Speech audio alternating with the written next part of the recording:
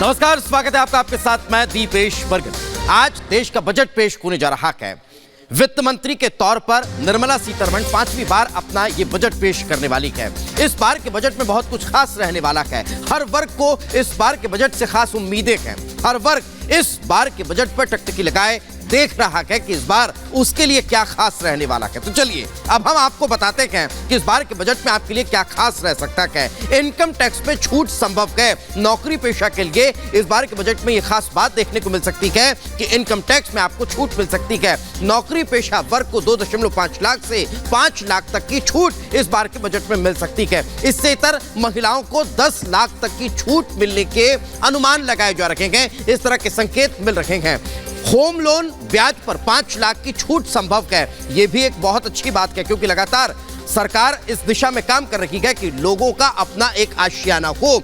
ये अपने घर की छत पर ही फल और सब्जियां उगाते हैं। महीने का 40 से 50 हजार कमाते भी हैं। इनसे सीखना है तो फ्रीडम ऐप को अभी डाउनलोड करो। इससे इतर इस बार के बजट में और क्या खास रहने वाला है वो आपको बता देते हैं। आम लोगों की उम्मीदें होती हैं कि एलपीजी जो है वो सस्ती हो, तो इस बार के बजट में ये भी नजर आ सकता है कि एलपीजी के दाम कम हो सकते हैं और लोगों को राहत मिल सकती है। आयुष्मान हेल्थ स्कीम का दायरा बढ़ाया जा सकता है। पिछले दौर में हमने देखा कि कोविड से किस तरह से स्थितियां गड़बड़ाती हुई नजर आई। यही कारण है कि अब आयुष्मान भारत पर एक बार फिर फोकस इस बार सरकार का रहता हुआ नजर आएगा। किसान सम्मान निधि की रकम जो है वो बढ़ाई जा सकती है। किसानों को लगातार सशक्त बनाने की दिशा में काम सरकार कर रही है। 6,000 से बढ़ाकर 9,000 ये जो आय है वो हो सकती है, ये जो राशि है वो हो सकती है। यही कारण है कि इस बार के बजट में किसानों पर भी विशेष फोकस जो है वो नजर आने वाला है। इससे इतर अगर हम बात करें 11 करोड़ से ज्यादा किसानों को इसका लाभ मिलता हुआ दिखाई देगा। यानी फिर वही बात हुई कि हम जब कहते हैं कि किसानों की आय को दोगुना करना है तो वो इस बार के बजट में नजर आता दिखाई दे सकता है। इससे इतर अगर हम खेती के उपकरणों का जिक्र करें, मशीनों का जिक्र करें, तो उनको टैक्स से छूट मिल सकती है। यानी आपको खेती में और आसानी होगी। किसानों के इतर अगर हम एजुकेशन सेक्टर का जिक्र करते हैं तो उसमें भी इस बार आपको बड़ा फायदा हो सकता है। मुद्रा स्कीम में कर्ज की जो अब लिमिट है वो बढ़ सकती है। इससे इतर अगर हम जिक्र करें इस बार के बजट में और खास क्या रहने वाला है तो रोजगार को लेकर कुछ नए सृजन हो सकते हैं। रोजगार को लेकर इस बार के बजट में विशेष ध्यान दिया जा सकता है। सीनियर सिटीजन्स को भी इस बार के बजट में कहीं ना कहीं तवज्जो मिलती हुई दिखाई देगी और उनके लिए भी इस बार के बजट में प्रावधान होंगे।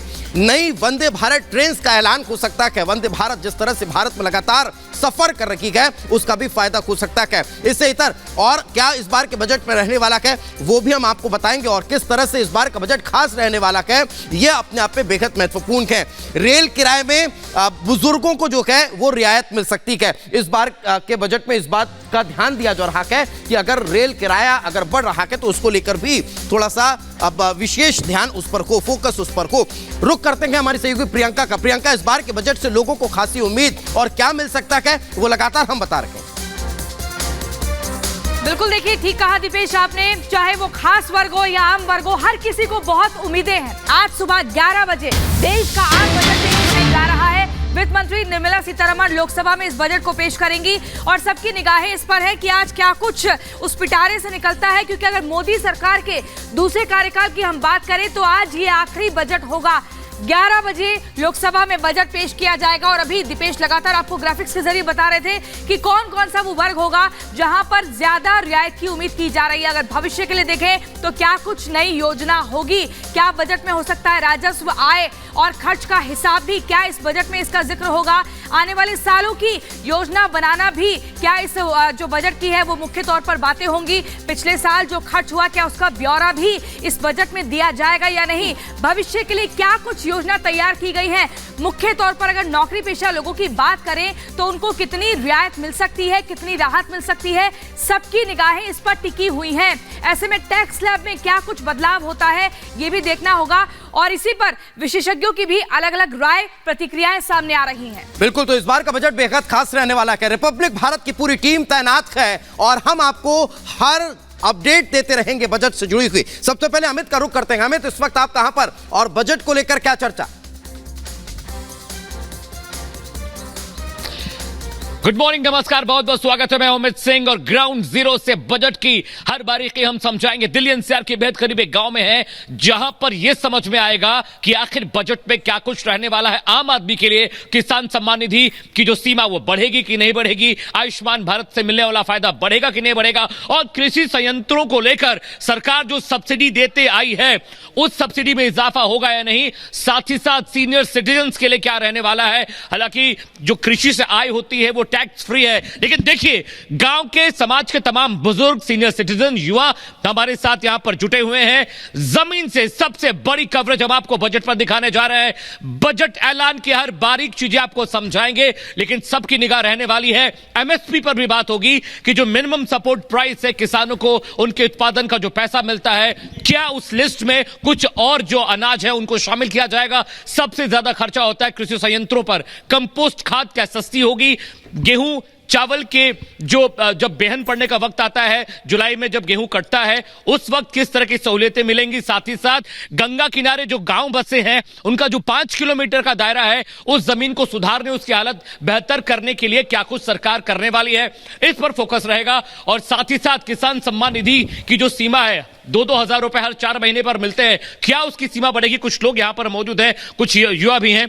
इस बार के बजट में आप किसान हैं, आपके यहां बहुत सारे युवा हैं जो नौकरी भी करते हैं। इस बार के बजट में सरकार से क्या उम्मीदें आपकी हैं? हमारी सरकार से ये उम्मीदें हैं कि जो कृषि यंत्र हैं, ट्रैक्टर है, इन पर सब्सिडी या वो अपना छोड़ें। तिलहन है, लहटा ये आ रहा है, और भी गेहूं है, इनको सस्ता करें। और हमसे जो खरीदें वो महंगा खरीदें, क्योंकि उस समय सस्ता खरीदते हैं और लास्ट में अपना जो गेहूं लेने के बाद में उसे महंगा बेचते हैं। कुछ और लोग भी हैं, बुजुर्ग हैं, उनसे पूछते हैं। मेडिकल सुविधाओं को लेकर बड़ी दिक्कत है यहाँ पे, क्या मेडिकल सुविधाएं गांव में ठीक तरीके से पहुंच रही हैं? इस बार के बजट में किसान सम्मान निधि की आय को लेकर भी उम्मीदें हैं।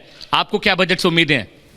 भैया वो तो कुछ भी ना लग रहा, कोई तरक्की नहीं है गाँव में। जो रोड है वो भी साफ नहीं है, जो रास्ते वो भी साफ नहीं है, सब परेशानी, गंदगी ज़्यादा हो रही है, घर घर में बीमारी पड़ी है, कोई सुविधा ही नहीं है गाँव में। आपको क्या क्या चीजें हैं, क्या दिक्कतें हैं जो आप चाहते हैं गांव में हो जाए बेहतर, बजट में इस बार उसको लेकर ऐलान हो जाए? मुझे तो बहुत दिक्कत है भैया। क्या क्या है?